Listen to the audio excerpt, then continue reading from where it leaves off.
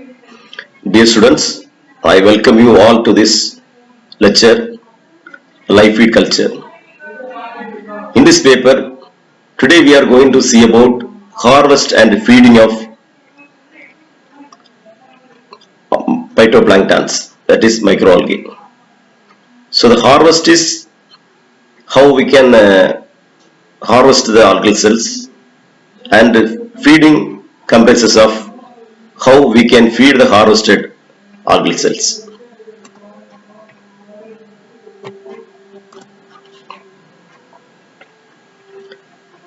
There are so many methods for the harvest of algal cells are available. Here I will explain you one by one. First process is the centrifugation method. So in this method, the algal cells are harvested by centrifugation. You all know that the principle behind the centrifugation is sedimentation of cell based on their mass. So the cells of algal cells of different mass will be settled down when we are applying the different ranges of centrifugal forces. So if you subject the cells for low centrifugation speeds, the cells of high mass will be settling first. Then as you increase the speed of the centrifugation or the RPM of the centrifugation, then the small cells will be going on settling down. So by doing this way of centrifugation, we will be able to harvest the cells. So this method has its own advantages and disadvantages. First we see the advantages of using this method for harvesting the algal cells. So this method is useful for laboratory algal culture system, like small scale culture system for research purpose. So the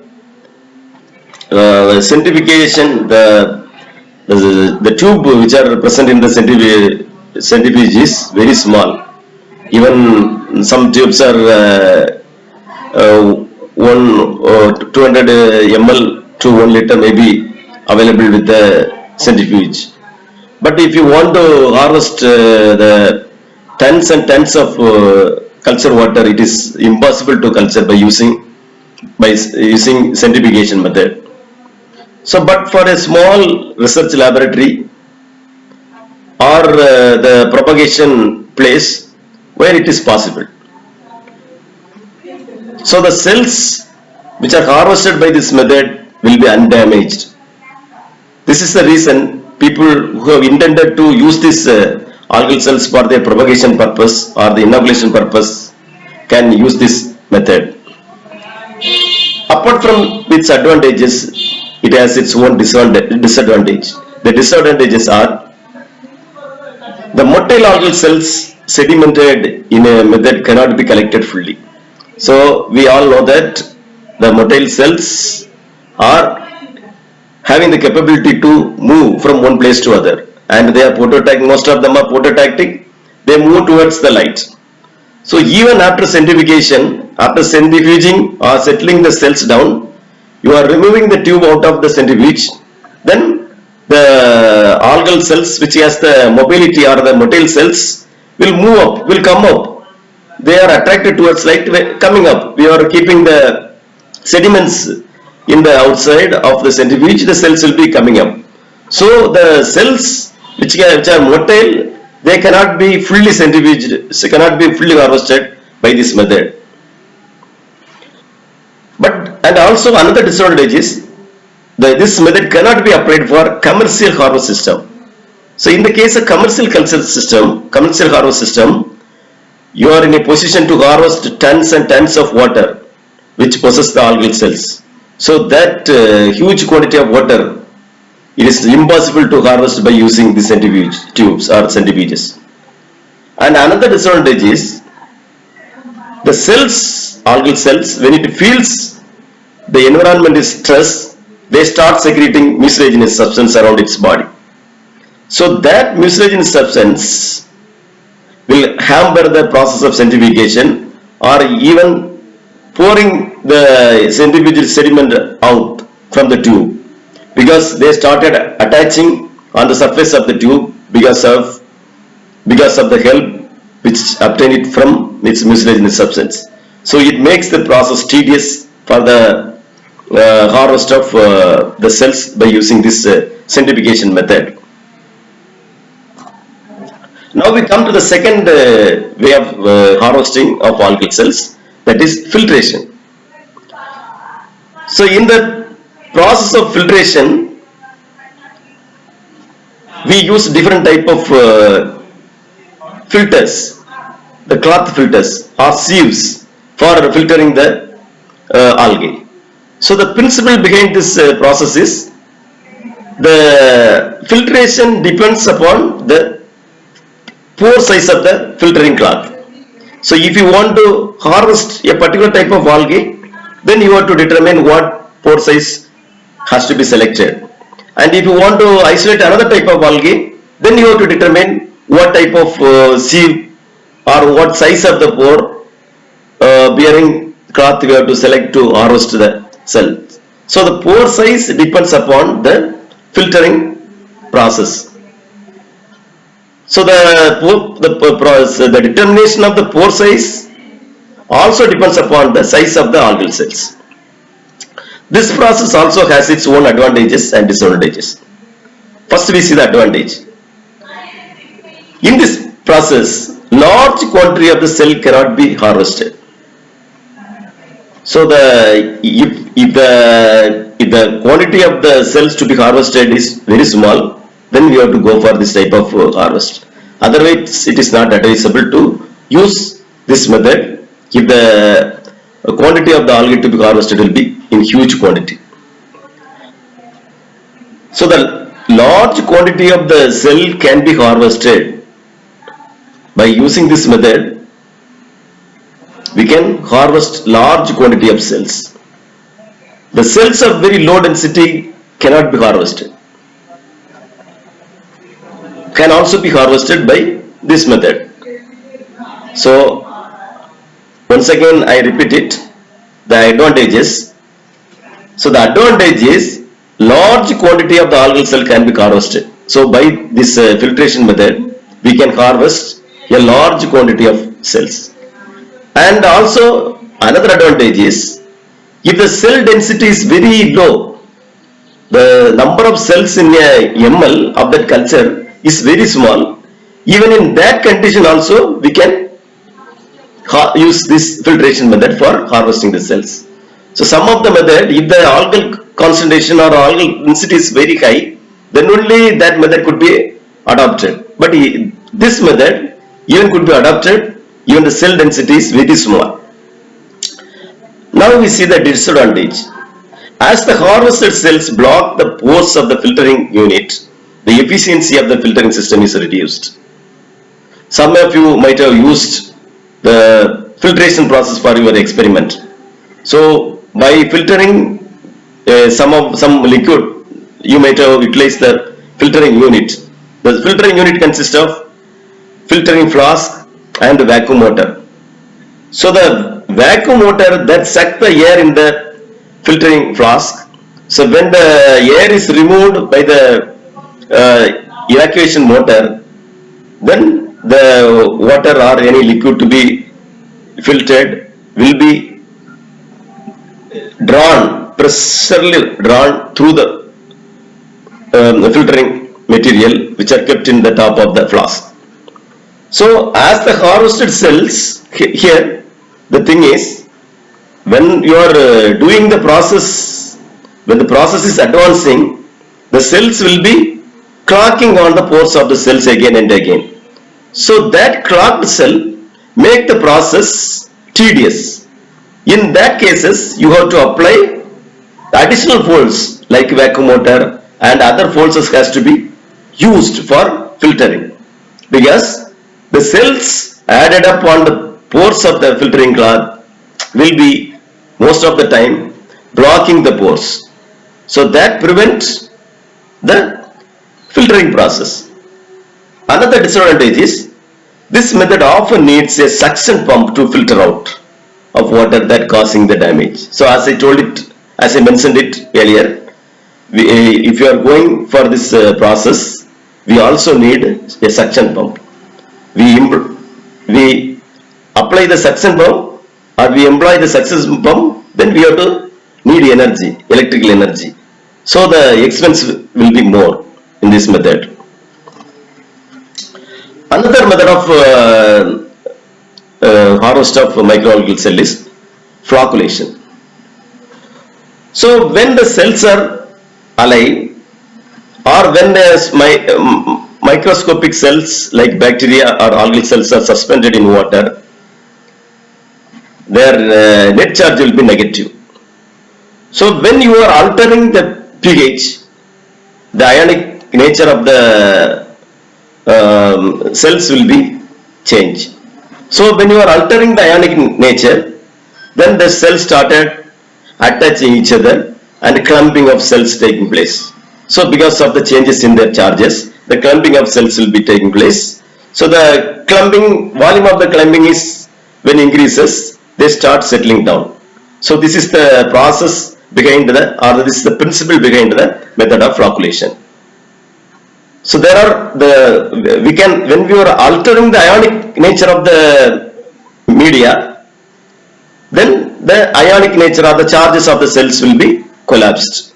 So when the outer charge, net charge of the cells are collapsed, they start attracting each other and form a clump. So that clump, when increases in its mass, the settlement is taking place. And how we can alter the ionic nature of the media? So we can change the ionic nature of the media by either increasing the pH or decreasing the pH. So by performing these two methods, we can apply either acidic flocculant or alkali flocculant. So the acidic flocculant like alum, that is aluminum sulfate, or sulfuric acid can even be used for acidic flocculation.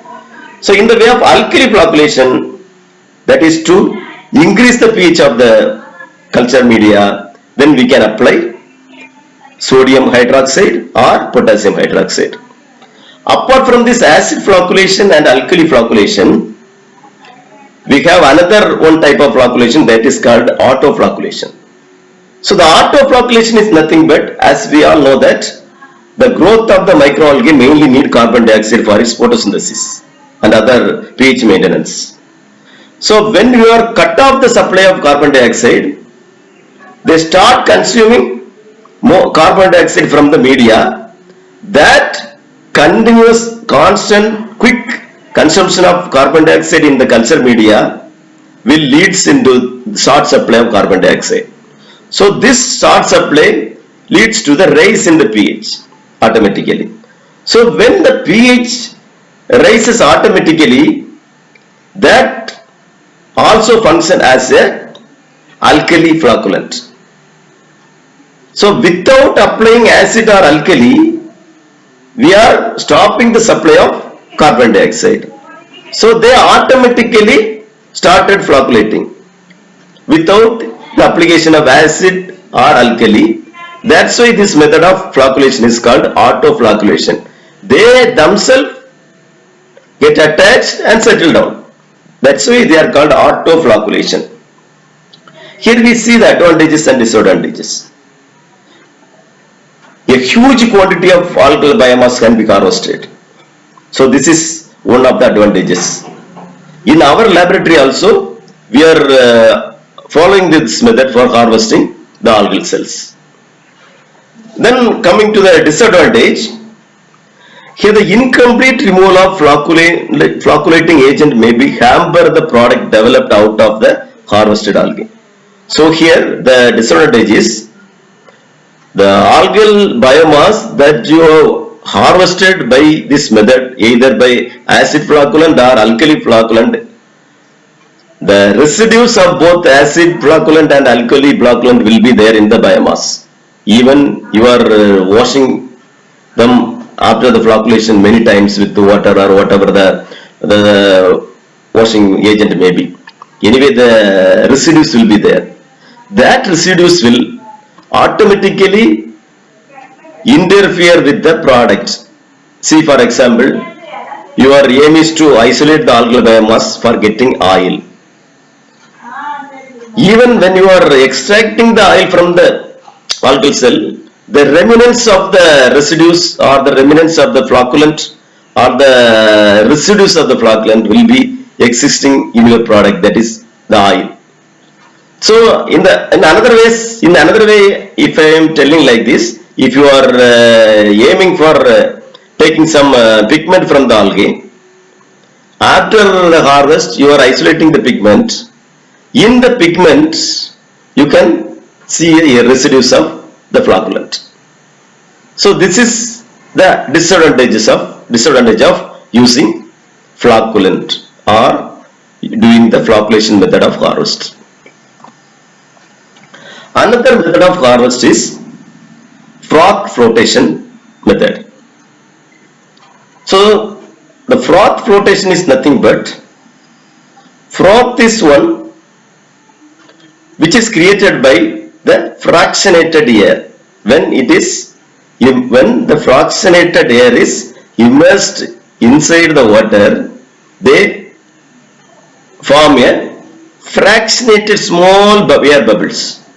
So when the fractionated small air bubbles, when coming to the surface of the water, they start bursting. So when it reaches the atmospheric area, that is when it touches the atmosphere, the pressure varies. So as soon as its pressure varies, they start bursting. The bubbles will start bursting. So that bubble present in that top area along with the entangled algal cells are called froth. So in this method, the cells are harvested from catching the droplets formed by the bursting of bubbles rising to the surface of the aerating culture. For this purpose, a tough collar is fitted around the upper rim of a cylindrical culture vessel. So here, in order to harvest the algal cells in the froth which are being taken to the surface of the column by the fractionated air, can be taken away through a collar. It's like a measuring jar. You may have seen the birds speak like outlet. So that bird speak like outlet, that is a collar, will help you to harvest the cells. So here we take a cylinder filled with algal culture, then put a air tube and supply pressurized air. When the pressurized air is supplied through a air tube, the air coming out of the air stone will be fractionated. So the small air bubbles will be released. Some of you may have witnessed this in the aquarium tanks. So even in the aquarium tanks, if the pressurized air is supplied through a air stone, you could see a fractionated air. The air bubble will be coming out from the air stone under very pressure, so that the air will be fractionated into small air droplets. So that process is taking place in this froth flotation method. So when the air tube is coming from the bottom, the algal cells entangled around the bubble. So it takes the algal cells along with them when the air bubbles start coming from bottom to the top. So when it comes to the top, it bursts because of the pressure variation in the upper surface. So they start bursting. When they start bursting, they start accumulating the algal cells that it takes from the bottom, or it takes from the cylinder, from the area of the cylinder. So when the algal cells are being accumulated in the top, the water will be because of water agitation because of the fractionated air, the water will be started flowing down or flowing away. So that water lost due to the flow away can be replenished by pouring some water into the cylinder. So this is the process of doing froth flotation. So the froth flotation is nothing but with the help of the fractionated air subjected in the bottom of the cylinder, we do the entangle of algal cells with the fractionated air. That fractionated air entangle the cells and bring them to the surface. So then that will be flowing out through the agitation process. This is the froth flotation method. So here this method, the damage to the cells are very much reduced. The air is introduced into the bottom of the vessel, the rising bubbles burst at the liquid surface, and the fragment which are ejected from the culture are collected in a trough. Here also it has its own advantages and its disadvantages. First, the advantage is the culture with very low concentration of the cell can also be harvested. So in the previous slide also, in one of the harvesting method we saw that if the cells are very small, we can use that method. The same way, this method can even be applied if the cell concentration is very small. If the cell concentration is very small, it makes us possible to harvest by using this method. The another advantage is the harvested cells are not damaged in this method. I already mentioned the harvested cells cannot be damaged by this method. Then the disadvantage, the following are the disadvantages. Large volume of air is required even for a small harvest. So we have to subject so much quantity of air even to harvest 1 gram of algal cells. The cells are harvested with small quantity of water. So as I told you already, the cells are being taken to the surface of the water column. Now the cells are entangled with the froth. So if the harvest is by overflowing, along with the water. So when the entangled cell come out along with the water, it has some quantity of water also. So now the process of harvest is not yet over because it has still some water along with it. So that water has to be removed before taking the algal biomass. It needs another work for the complete harvest. So the cells are harvested with small quantity of water and it needs further evaporation of water to make the cell dry. So it is one of the disadvantages we meet in froth flotation method. Now, so far in the previous lecture, we saw about how to isolate the cells from the sample, how to star culture them. Then we studied about the different culture system. Then we study about how to do the outdoor culture.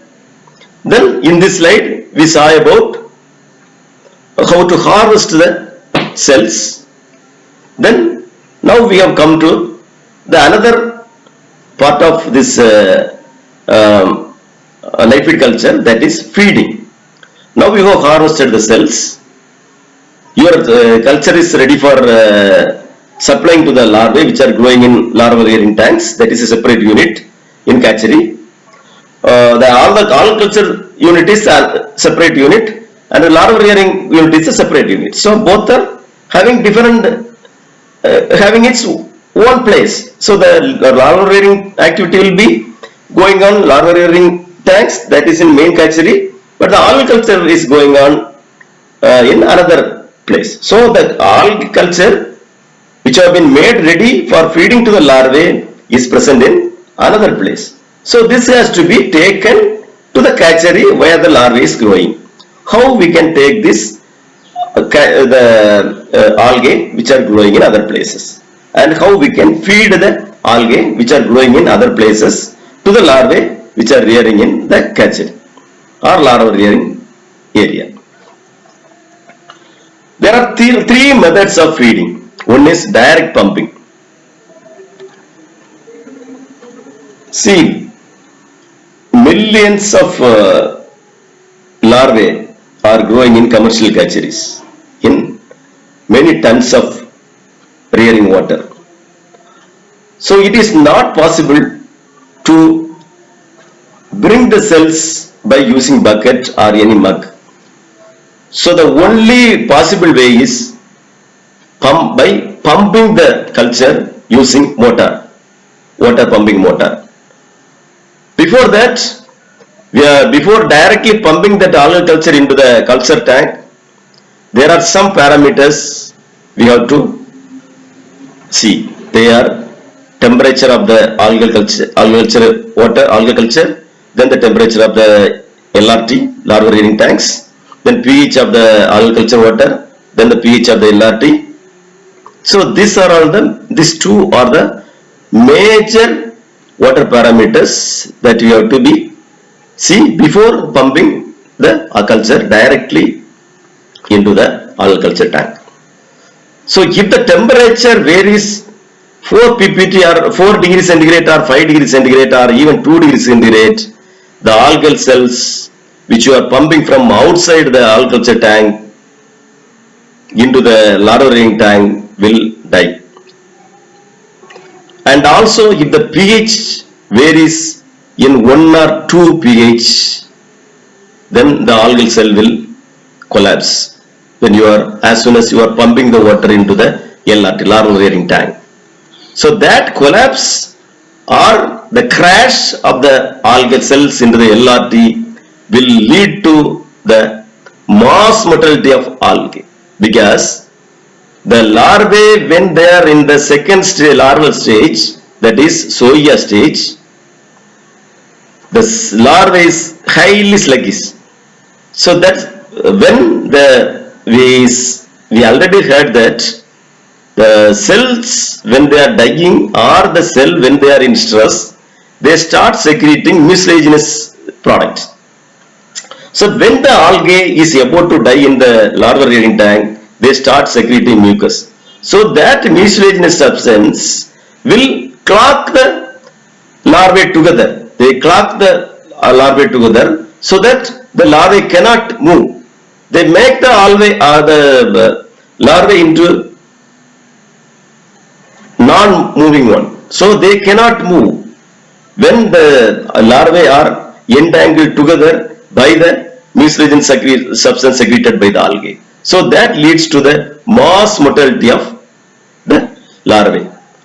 So the main point that we have to keep in our mind is, before pumping the algae directly from the larval rearing system to the larval rearing, the algal culture system into the larval rearing tank, we should measure the temperature of both system and the pH of both system.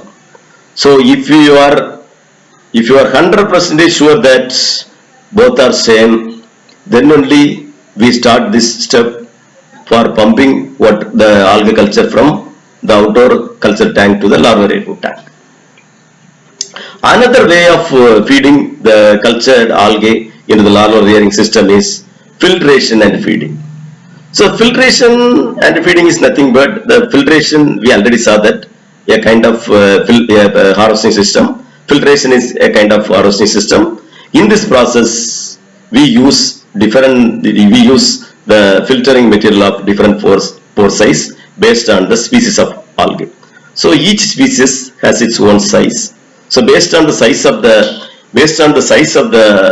algal cells, we select the filtering cloth or filtering material. Once the filtering process is over, then we take the concentrate of algae. After dissolving this, after mixing this with the water, then we spray into the larval rearing tanks where we are growing the larvae. So we filter by harvesting by filtering, then we feed directly into the larval rearing system.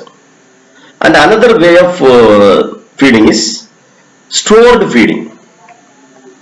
So sometime we get the algae in huge quantity if the environment is good, because all we know that we are growing the algae in outdoor culture system.